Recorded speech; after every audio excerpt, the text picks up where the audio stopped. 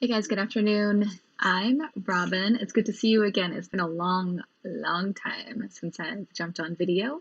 We're in the middle of a global pandemic, if you didn't know that already.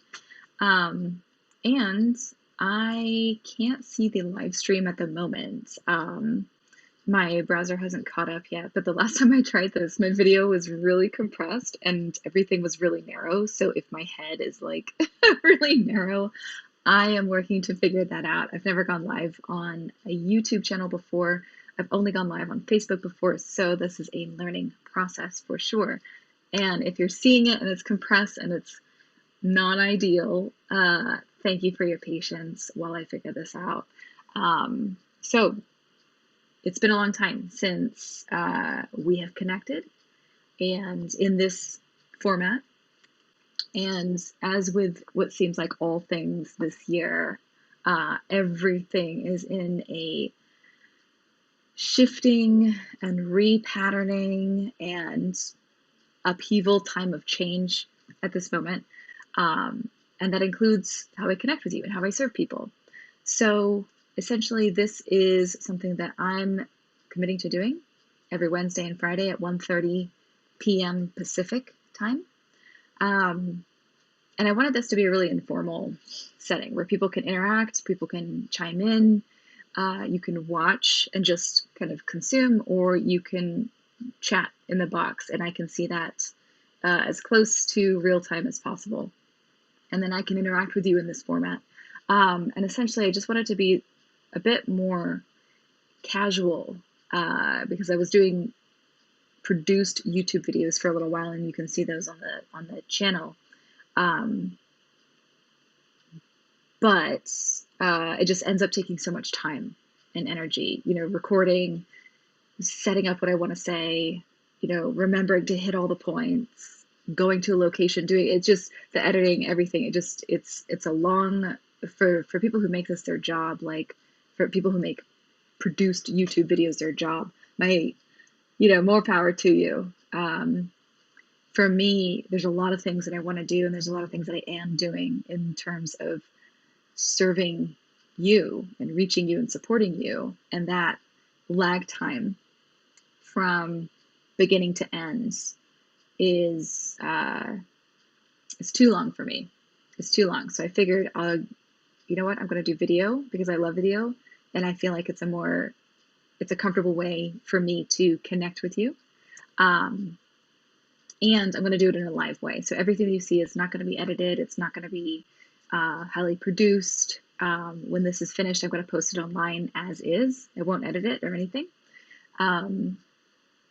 So this way I can just turn on the camera and I can start providing something for you that hopefully is beneficial in some way.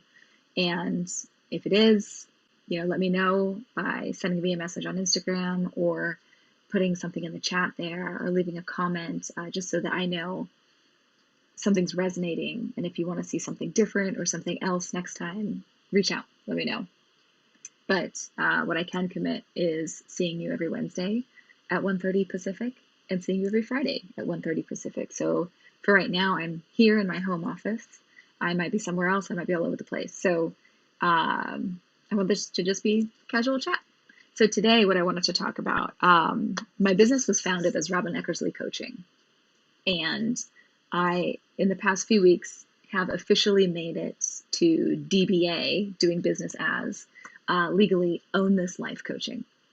So while I am the founder and CEO of Robin Eckersley Coaching, I own that. I do business as own this life coaching. So you'll start to see that logo, you'll start to see that phrase. I use that phrase a lot. So I figured maybe today for our first chat, we could talk about what does that even mean? What does it mean to own this life, right? And there's three parts to that in terms of what comes to mind right away. One is self-empowerment. What can you do? What can each of us do to empower ourselves, to put ourselves in a better situation, to make sure that we're set up to be able to live the life that we want to live and go for the things we want to go for? It's very easy to sit back and say, here are all the things that are against me. Here are all the reasons why I can't, or why this is too difficult, or it's inaccessible in my mind to pursue this goal that I have for myself. It's really easy to look outside of ourselves, right? Um, One of the core tenets of owning this life is around empowering ourselves, seeing what can I do where I am with what I have. Let me get resourceful, let me get innovative, and let me help myself. So this isn't about muscling through and just, you know what, I don't need anybody's help. I'm just going to do it alone. I know that's super popular with a couple of motivational speakers where it's like, you know, your success is all in your hands. And while it is, like, you've got to be the one to show up for your own life. No one else can live that life for you. No one else can go get that goal for you. Of course, yes, there's the element of you making it happen, but part of empowering yourself is also allowing to yourself to be helped, allowing yourself to get resources, allowing yourself to have, you know, mentorship and support and contribution from other people in various forms. Um, because sometimes we think, you know, my success depends on me, so I'm going to empower myself by doing it all alone. That's not empowering yourself. Empowering yourself is doing what you can to set yourself up in the best way possible. A lot of that falls to you of what can you do, but part of empowering yourself means getting the resources that are going to make that journey that much more accessible and that much easier and, you know, come to you quicker. So setting yourself up as best you can to be living the life that you want. Sometimes that means calling in somebody else to help you.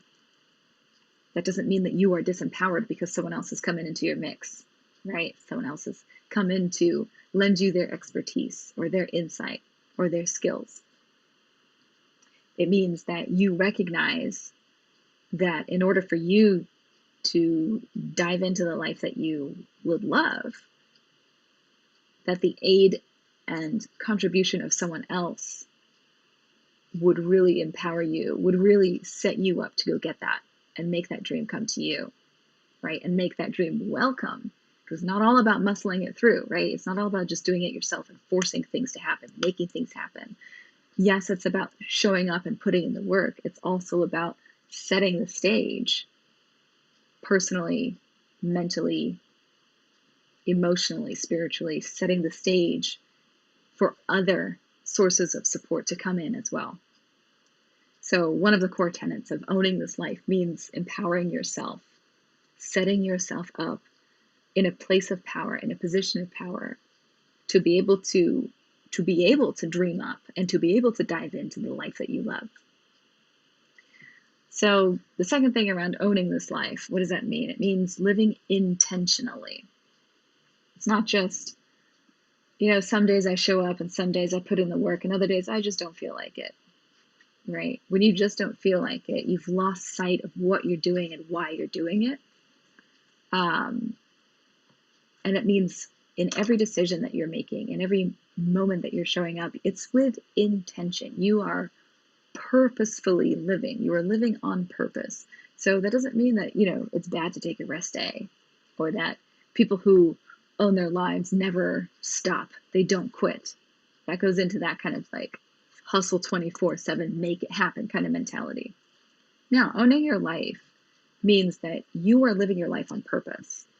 That you're not saying, you know, my life sucks because it's somebody else's fault, or because this thing happened to me.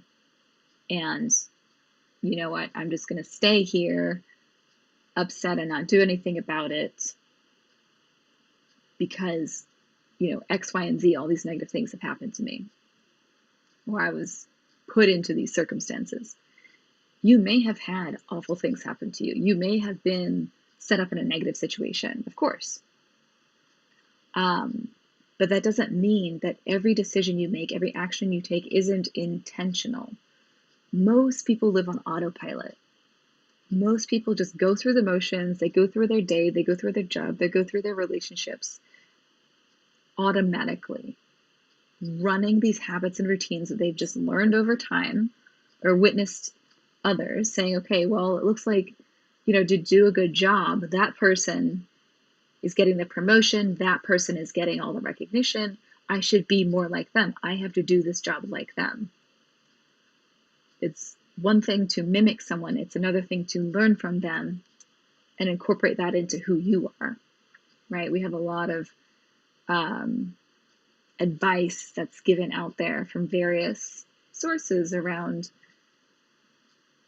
in order to succeed, you have to follow this exact route, or you got to be this kind of person. You have to be aggressive. You have to be ruthless. You have to be, this type of person. Even, I'm speaking from the perspective of motivation being kind of like a hard muscle aggressive type of thing. But honestly, I know a lot of folks who are in the more like spiritual healing world. Let's say you're a Reiki master or a yoga instructor, and you feel pressure to be this like Mother Earth goddess type person. And you're like, no, like I am a yogi. I am a yoga teacher. I'm a yoga practitioner and I run a yoga business. But I'm not that like Mother Nature, like walking goddess type of gentle type of personality. People can even feel pressured to be gentle, pressured to be this like very like it's like a soft aesthetic, which is kind of funny, right? Feeling forced to fit a gentle mold. So it can look a lot of different ways. But the thing is that we learn by patterning, right? And copying. As kids usually siblings, like an older sibling will do something and the younger sibling will copy them. Contrary to the siblings' belief, they're not trying to be annoying or anything. They're learning, saying, I see this person who is important in my life living life in this way. I should live life that way too. And it's not even necessarily an intentional or conscious thing. It's just mirroring is a natural thing that we do as living organisms, right? A lot of different species do this. A lot of different species learn this way and survive and simply stay alive this way by patterning other organisms that have made it through another day of survival, right? But for us, if we see, for example, destructive relationships, if we see relationships where other people are arguing, other people are fiery or calling names or throwing things or making each other jealous, these are behaviors that we can normalize. We end up processing and recognizing this is the way to be in a relationship. We might not be explicitly telling ourselves that my relationship has to be fiery, otherwise there is no passion in it, or otherwise he's not the one, right? We might not be explicitly telling ourselves those things, but our behaviors might be demonstrating that belief, right? So if we're simply mimicking other behaviors in our life, we're not really owning our life. Owning our life comes with conscious intentionality. It comes with, okay, today I'm choosing to show up in this conversation to make it a productive conversation. I'm choosing to show up and be vulnerable. I'm choosing to show up and be fully present at work today and focus on my task and do things with purpose. I'm choosing to spend my money on purpose in this way instead of never looking at my bank account and forgetting I have all these subscriptions, right? I'm looking to intentionally allocate my time to these people, to these events, to these things on my calendar, instead of just saying, well, it looks like I have a meeting on my calendar, therefore that's what I'm doing today. There are things like rescheduling and canceling if it's not going to serve you in that moment. You have more power in your life than you realize. And so much of life in so many different areas, what we eat, what we spend our money and time on. I just mentioned those, but what are we eating? What are we drinking? How much sleep are we getting? How are we choosing to interact with the other people in our lives? How are we choosing to show up in our lives? Are you settling? Are you choosing to sit back on a job that you really hate and do nothing about it because everyone else does that? Just sit back and complain about life. Life sucks, work sucks, and that's how it's supposed to be. Or are you saying, well, yeah, my job does suck in this area at this point. So I'm going to choose to show up and do what I can. And I'm going to allocate some time and energy to finding something better, finding something different, something more interesting. So it's about living intentionally across your life. That's the second tenet of owning this life. Owning this life also has to do with having a future, having a vision for your future, instead of a future you just kind of end up at by default. So this is actually surprisingly difficult for most people because, like I said about mirroring behaviors before, and we end up copying behaviors of folks who we've either grown up with or just been around a lot or seen on TV and movies. Like for me, I was highly impressionable by TV shows and movies growing up. I thought life was supposed to be like, one specific example that always comes to mind is when I watched Saved by the Bell. As I was probably in middle school, I suppose. I thought high school was going to be that, with exciting dramas and, boyfriends and girlfriends and all this stuff. I ended up going to an all-girls school, and it was highly academically rigorous and very athletically rigorous. And it was nothing like Mr. Belding's Bayside High. We didn't have the Max to go hang out at. That wasn't a thing. We had a ton of homework to do. We had sports practice. We had all kinds of extracurriculars. We didn't have time for hanging out at the Max with like Screech and Lisa. So I was like, okay, if life isn't going to look like this, what is life supposed to look like? And so I start looking to my peers. How are they living life? How are they showing it? What am I supposed to do? We look for cues from the other people around us and other patterns around us. And that plays into us and what we envision for ourselves in the future too. So if you envision your future as, well, I'll just work really hard until I'm maybe 65, and then I'll retire, and then I can play a lot of golf, or then I can travel, and then it's a very if I retire, then I can be happy kind of mentality. That's super, super common. It's very prevalent. And we just keep passing that on from generation to generation as not just normal, but what you're supposed to shoot for, right? That is shifting a little bit because technology is now shifting, and people are seeing the educational system different, and people are seeing examples of people having multiple careers across different industries over the course of one lifetime, instead of the most recent generations who are coming into retirement now. You take a job and you're grateful for it and you stick with it until you retire because job security is paramount. That was the highest value when it comes to your career. It doesn't matter if you're fulfilled, it doesn't matter if you like it. That's a bonus. If you really don't like it, you might switch employers, but you're within the same field and same industry. Whereas here, it's not just, I've had a bunch of careers and I've started my own business, and I have a bunch of side hustles. It's very much more of a patchwork vocational experience now. So that is shifting, but even then, we're putting a lot of shoulds into that, saying, if you want to be super rich, you have to have like so many different streams of income, and you have to want to retire by the time that you're 35. And we're putting, in this pursuit of a more free lifestyle, we're actually putting pressure and expectations on people that this is the way to do it. You have to do this. Otherwise, you're stuck in the old way of thinking, and that there's something boring or safe or just unadventurous about you. So it's interesting, right? As we see things, that's just with jobs and careers, that kind of pressure to show up in a specific way and pressure to have a specific vision of your future for yourself shows up in so many different ways, right? And it's also, there's a heavy cultural influence too. When I was in university, I went to school, I'm from the Washington, D.C. area, which geographically is considered the South, but culturally we defy that vehemently. We are not Southerners. Um, I went to college in the South. I went to college in North Carolina, and I went to school with my classmates. A lot of them were from the South.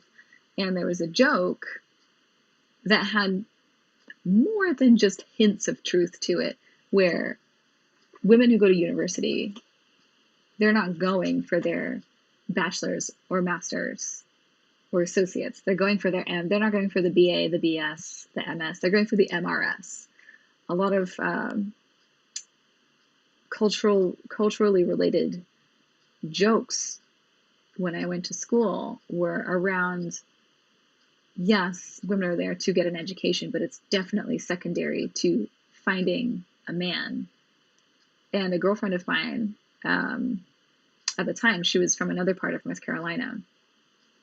She was very concerned for me junior year because I didn't have like a serious relationship. She's like, just really worried. If you don't have, it's almost senior year, you're gonna be graduating soon. If you don't have a husband, and you don't find him in college, where are you going to find him? And I thought she was joking. I had a lot of those experiences in college, thinking someone was joking, but they were actually very serious. So I was probably considered kind of rude because I would laugh because I thought it was a joke. Not a joke. She was not joking. She was legit concerned for me. A lot of people were concerned for me in college, for some for very good reason. It wasn't the easiest time of my life, that's for sure.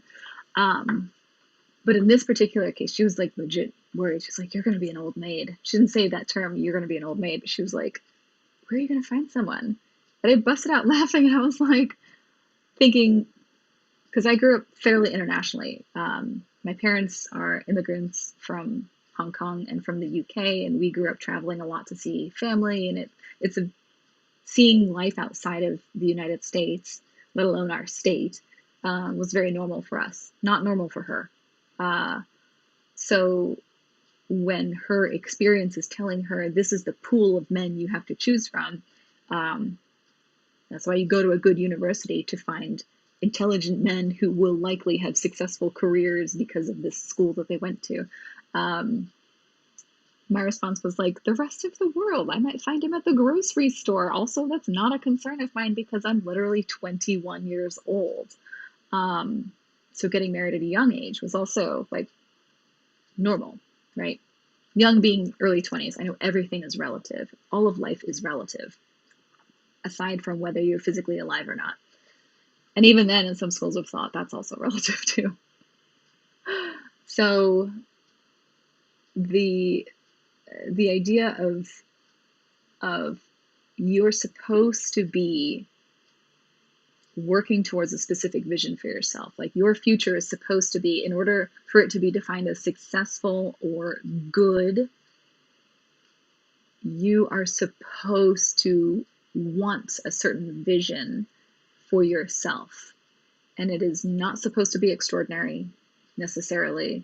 It's supposed to be recognizable and make sense to people.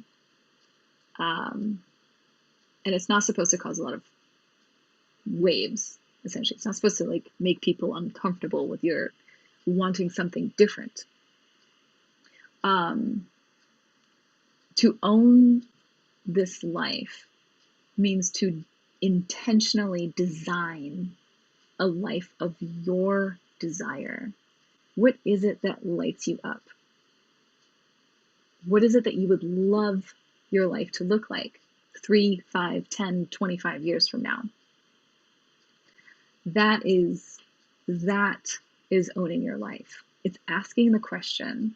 It's pushing yourself to ask the question every day and to allow yourself to play in curiosity and play with imagination. Because a lot of folks be like, well, yeah, I'd love to make, a career from like windsurfing. But, and as soon as you hear the but, that's never going to happen. That's really irresponsible is another one that pops up. That's super unlikely. That's only for people with, extraordinary talents, or they're born on the water, or, whatever.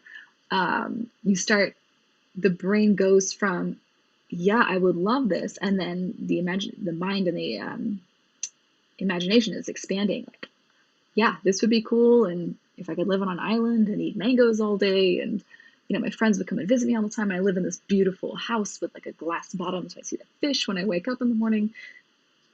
But that's never going to happen, right? You can almost see the imagination collapsing on itself. We want to stretch, and we want to stretch and say, okay, well, like, I have a friend who just ditched her job and started living on a boat full time. But that's like really irresponsible. I have bills, I have kids, I have things that I am supposed to prioritize over my own desire. And that's when you see the mind shrink. You see the imagination collapse on itself. It starts to have some breathing room and play, but when it gets too unfamiliar, when we start to not recognize how we could make that happen, it shrinks and it snaps back into, well, I have all this debt from college. You have to pay off all these things. I have to, I have a kid to raise, da, da, da. And we start listing all of these things that we assume can only happen in a particular way. So, for example, paying off debt, whether it's student loans, whether it's credit card debt, whatever, there needs to be a money of exchange. You have a responsibility to pay a certain amount over a certain time, right? We assume that the only way that can happen is by, going for a specific kind of job, staying in that job until you've paid off your debt. It's got to look a very specific way, and that's the reason you can't design a life that you love. You can't make steps for a life that you love. I'm not saying just ditch your life and just go, live on a boat and eat mangoes all day. If you want to do that, do it. If it would mean, abandoning your child and being like, yeah, bye IRS, I don't care about you anymore, I'd advise you to seek, advice around that. Something like seek a financial advisor, seek, some second opinion on that, because we want to take a look at the consequences of our results, but we don't want those consequences to be the reason we never make any steps forward. We are not guaranteed tomorrow. If you have learned anything in 2020, millions of people have died this year. Millions of people have not woken up, and they have left this earth with lives barely lived. Tomorrow's not guaranteed. Even if you're not, struck by virus and killed by the coronavirus, which I hope to God that does not happen to you. There's a wonderful quote. I have to find a quote, but most people reach the end of their lives never having lived, something along those lines. So part of owning the life that you have while you are in this skin, on this earth, in this moment of time, which is extraordinary, by the way, the fact that you even exist. If you look at your own genealogy, the number of things that had to happen for your parents to meet, their parents, both sets of parents to have to meet, like all of those things that had to happen for you to even exist in the first place is a freaking miracle. It is astronomically unlikely for you to exist. So you get to decide what kind of vision you want, what kind of difference you want to make, what kind of mark you want this life to make. And part of owning that life is intentionally designing a vision for your existence that brings you alive, that facilitates you having lived your life. Not just survived and not just kind of crept by and tiptoed through it. We're all going to end up dead at some point. We're all going the same place. You get to decide how you're going to get there. You get to decide what does that path look like along the way. And if you're already thinking things like, well, if I had $1 million, it would be a lot easier. Or if I had a more supportive relationship, then yeah, I can go and start a business if I want to start a business. We start to look to those external factors that we use as excuses in the first place to not even try. The brain that you have between your ears is the most amazing organ that you have. It can create images of things that don't exist, events that haven't happened. Use it to get creative. You are more innovative and resourceful and creative than you would ever give yourself credit for and that you would ever believe. And if you need help with that, reach out to people. Reach out to advisors, to mentors, to coaches, to people you trust. Enlist them in helping you see how you can take one step forward toward a vision that you would love for yourself. It's not about having all of the steps figured out. It's starting with having a vision that actually brings you alive. You know what? I would love to eventually be working with Elon Musk on a taxi cab that goes to space, basically space Uber. Hey, if that's what you wanna, if that is what brings you alive, what can you do in the next day, in the next 7 days, in the next 90 days to move yourself just a little bit closer to that reality than you are today? That's all it's about. It's about just having the vision, saying, this brings me alive. What would I love? And on allowing yourself to stretch. Remember, we were talking about expanding and then all of a sudden contracting because we're like, oh, it's irresponsible, it's unrealistic, it's not possible. What if it was? At least you would be living your life in pursuit of something that is bringing you alive instead of never trying at all. So the 3 tenets of owning this life I wanted to share with you today. Self-empowerment. What can you do to set yourself up best and in a position of power for you to dream up and dive into a life that really lights you up? Second, living intentionally. Everything you do. What are you eating? How are you sitting? How are you interacting with other people? What kind of choices are you making? How are you allocating your time and attention and your resources, like your money and your talents? What are you intentionally doing with those things? And 3, having a vision for your life. Living intentionally, living with vision, living with purpose, living in a specific direction of your own choosing. So that's essentially what this brand encapsulates. That's why I called it Own This Life Coaching, and I actually put together a mission statement last night. So the language might change a little bit, but as it stands today on September 2nd, 2020, at Own This Life, our mission is to transform society by facilitating the adventure of personal evolution and empowering women to confidently design and lead vibrant, impactful lives of passion and purpose. That's our mission statement here at Own This Life. And that's what I'm going to leave you with. We've been live for almost 35 minutes. This is probably about the time between half an hour and maybe 45 minutes. This is the length of time I expect to be doing these lives. And I hope that you join me.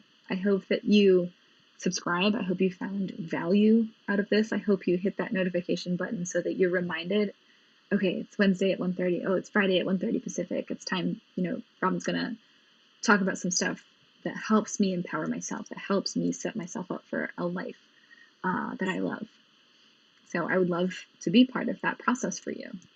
I'm here to bring this work to people who want to live in this way and to live intentionally and to own their lives and to have vision.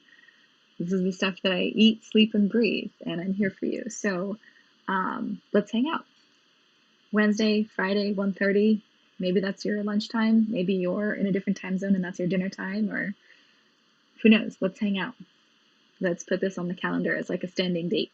So we hang out Wednesdays at 1:30 and Fridays at 1:30. Leave comments. I'll address those comments in the next videos or type responses back.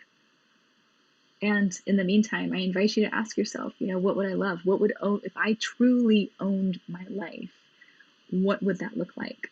What would be different? How would I feel differently? How would my work, my relationships, my finances, my time, how would all of that look different if I was truly owning my life?